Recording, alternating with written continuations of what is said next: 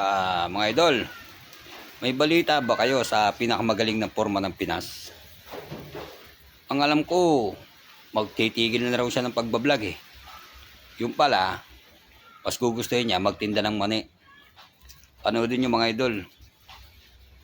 Ang hari ng porman daw ng Pinas, kung ano nangyari ngayon sa kanya. Mga boss, nakakalungkot mang isipin. Kailangan na ho nating tumigil sa pagbablog mga bossing. What? Pagpasensyahan nyo na. Gawa ng gusto ko sana makapagpasaya pa. Kaya lang pero kinakailangan na talaga bossing. Tumigil po tayo sa pagbablog.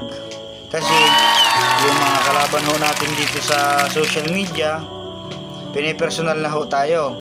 Mga bossing, huwag po kayo naniniwala doon sa nagaturo sa inyo ng pagputol ng hollow blocks na ganito ho ang gamit, yung inapukpok dito.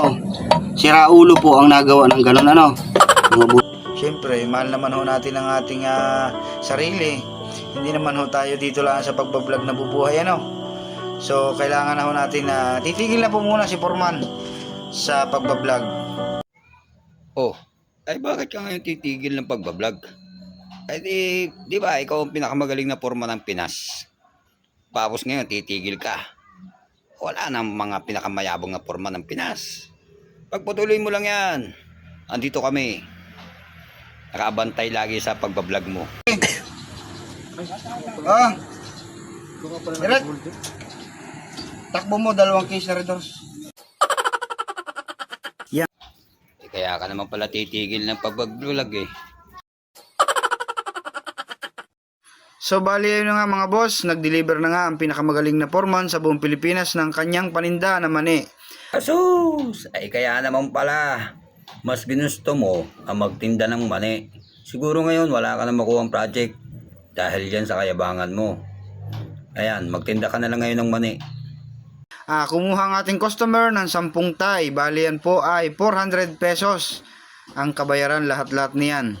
Isang tindahan pa lamang po yan, katumbas na ng half day ng mga nagtatrabaho sa konstruksyon, maging foreman man yan or di kaya mga skilled worker. Aba nga naman, ay nakakapagyabang pa rin niya eh. O ano ka ngayon, magtitinda ka na lang ngayon ng mani. Yan napapala ng mayayabang. Nawawala ng project, nawawala ng tiwala ang mga tao. So paalam idol. See you na lang sa sunod mong project.